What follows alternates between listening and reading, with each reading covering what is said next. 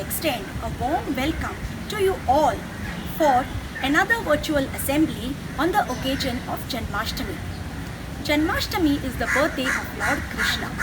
It is also called as Gokul Ashtami. Lord Krishna is believed to be born at midnight on the 8th day of lunar month Shravana. The tale of Krishna's birth is very interesting. It is remembered and recited in every household and temple on this auspicious day. A small cradle is placed in the center in the temple with a miniature idol of Lord Krishna. The devotees swing this cradle joyously and celebrate this occasion with bhajans and aartis. Many people fast on this day. Fragrance of fresh flowers, soothing aroma of burning camphor, and jingle of temple bells fill the atmosphere with divinity. The main significance of Janmashtami is to encourage goodwill and discourage bad. Krishna Janmashtami also celebrates togetherness. People gather in groups to celebrate this festival, thus signifying unity and faith. I have explained to you what is Janmashtami in English. Now all your teachers are set for this assembly in Hindi. I hope you will all understand and enjoy this assembly. Krishna Janmashtami के शुभ अवसर पर आप सबका हार्दिक अभिनंदन करते हैं। जैसा कि आपने अक्सर सुना होगा, लोग कहते हैं भगवान आते नहीं। अब आप बोले चलते हैं कि भगवान को कैसे प्यार से बुलाना चाहिए। सुनिए एक भजन, अच्युतम केशवम।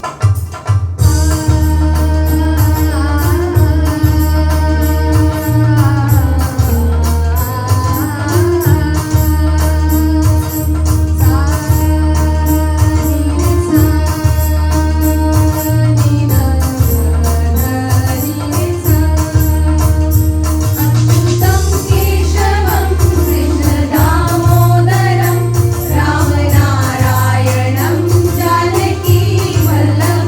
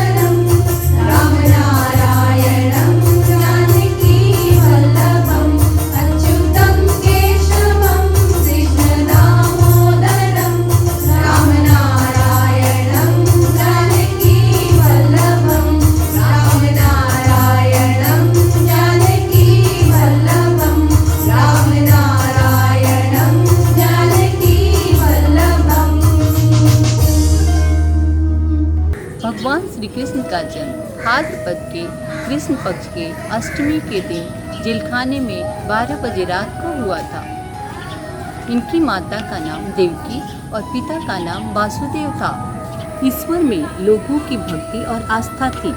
जैसे ही कृष्ण का जन्म हुआ, जेलखाने का दरवाजा अपने आप खुल गया और द्वारपाल गहरी नींद में सो गए। ये है कंस, देवकी के भाई और श्री कृष्ण के मामा। उन्होंने अपनी बहन देवकी और उनके पति वासुदेव को कारागृह में बंद करके रखा था। वे एक आकाशवाणी से डरते थे जिसमें कहा गया था कि देवकी का 8वां पुत्र उसका वध करेगा। इसलिए वो देवकी को हुई हर एक संतान का वध कर देता था। हो हो हो हो हो हो हो हो हो हो। मैं हूँ कंस, मैं हूँ सबसे सर्वश्रेष्ठ, मुझे कोई नहीं मार सकता। हो हो हो हो हो। देखो देखो देवकी, हमारे 8वें पुत्र का जन्म हो गया है। जरा देखो तो कितना तेजस्वी बालक है। स्वामी, कितनी तेज है उसके मुंह पर। मेरा लल्ला कितना प्यारा है। पर देवकी, मुझे तो बस एक ही चिंता है, कहीं कंस अपने घमंड के आगे हमारे इस नन्हे बालक को भी मार न डाले। मुझे तो बस यही चिंता सता रही है। हाँ स्वामी, मुझे भी वही डर है। मेरे पुत्र को बचा लो स्वामी, मेरे पुत्र को बचा लो। डरो मत देवकी, मैं हमारे पुत्र को मेरी बहन यशोदा के घर छोड़ आता हूँ। वहाँ वो सुरक्षित रहेगा और कंस को इस बात का पता भी नहीं चलेगा। हाँ स्वामी, ऐसा ही करते हैं, लेकिन जल्दी करो, कहीं कंस को पता चले तो मेरे बेटे को। भगवान का पालन पोषण नंद यशोदा के घर बड़े लाड प्यार से हुआ। माँ यशोदा कान्हा पर जान छिड़कती थी। माँ कृष्ण को पालने में झुलाती और प्यार से निहारती, बार बार पलैया लेती। देखते हैं यशोदा हरि पालने झुलाती। वैसे तो कृष्ण बड़े ही नटखट और शरारती थे। उनकी शरारतों से गुस्सा नहीं बल्कि प्यार आता था। लोग उनकी शरारतों का बेसब्री से इंतजार करते थे। जब कृष्ण थोड़े बड़े हुए तो वे बलराम और ग्वालवाल के साथ बाहर खेलने जाया करते थे। श्री कृष्ण जब थोड़े बड़े होते हैं तो ग्वालवाल और बलराम के साथ बाहर खेलने जाते हैं और वहाँ चुपके चुपके मिट्टी खाने लगते हैं, जिसे उनके मित्र देख लेते हैं और मैया यशोदा के पास कान्हा की शिकायत ले जाते हैं। प्रस्तुत है बाल लीला की एक शरारत। खाई है, मुझे तुम्हारी मिट्टी खाने से स्मृत है। मैया मैया, मैंने सच में मिट्टी नहीं खाई है। तुमको तो मुझ पे विश्वास ही नहीं है। तुम तो बस वही सुनती हो जो दाऊ तुमसे कहते हैं। तो चलो मुंह खोलो। मैया मैया, चलो मैं तुम्हें अपना मुंह खोल के ही दिखाता हूँ। तुम खुद ही देख लो, कहीं मिट्टी तो नहीं लगी ना। लल्ला,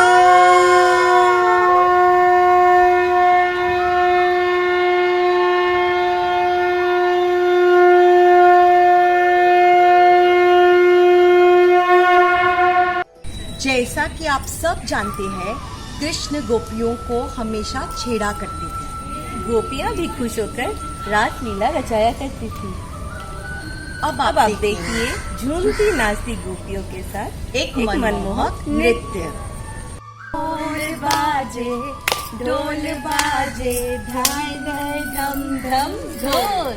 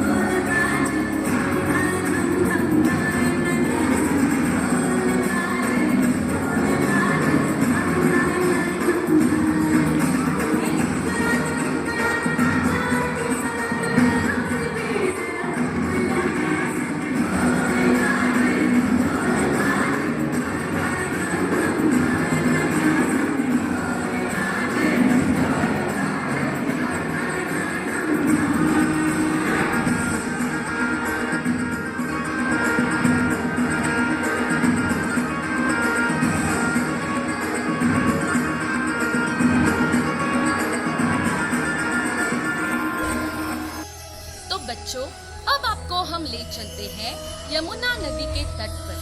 यमुना नदी में कालिया नाम का एक जहरीला सांप रहता है। कालिया के विष से पूरे यमुना का पानी दूषित और जहरीला हो गया। श्री कृष्ण और उनके मित्र अक्सर इस नदी पर खेलने जाया करते। एक दिन उनके मित्रों ने यमुना का वो जहरीला पानी पी लिया और वे बेहोश होकर गिर पड़े। जब श्री कृष्ण ने ये देखा तो वे बहुत क्रोधित हो गए और उन्होंने कालिया को मारने की योजना बनाई। चलो बच्चों, तुम और हम साथ मिलकर देखें कालिया नाग के वध का ये एक दृश्य।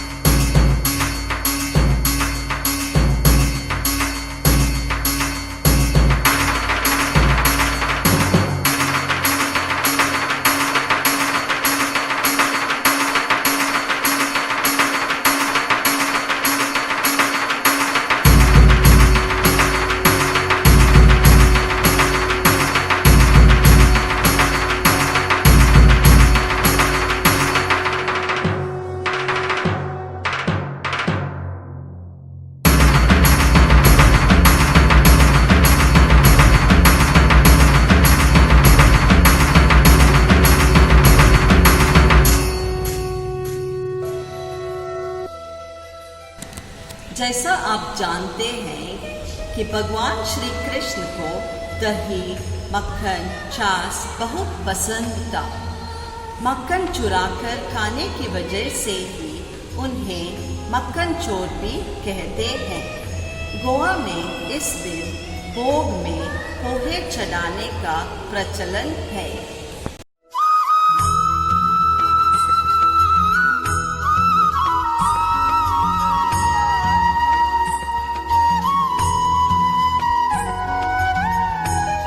इंद्र की नगरी में नरकासुर का प्रवेश।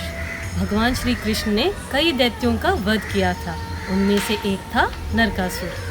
वैसे तो नरकासुर का वध भगवान ने दीपावली के समय किया था।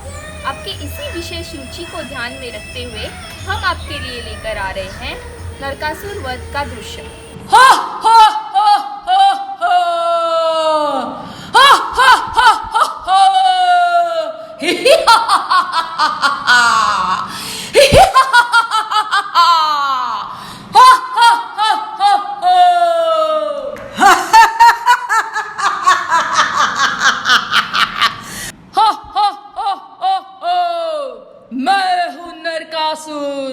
मैं तुम सबको खत्म कर दूंगा।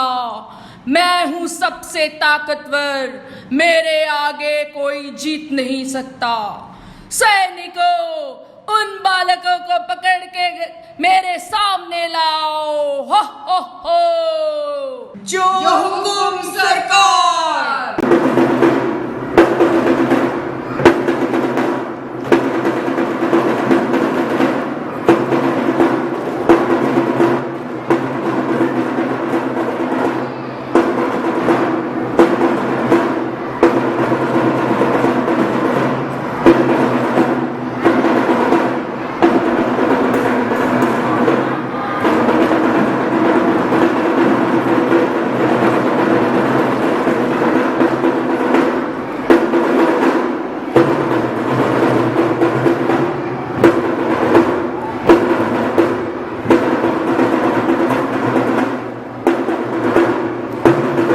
भगवान श्री कृष्ण को दही और माखन खाना बहुत पसंद था। वे अक्सर अपने मित्रों के साथ दही और माखन चुरा कर खाते थे।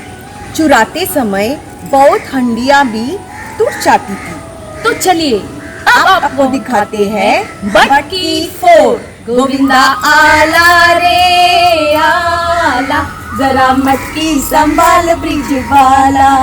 गोविंदा आला रे आला, जरा मटकी संभाल ब्रिज वाला।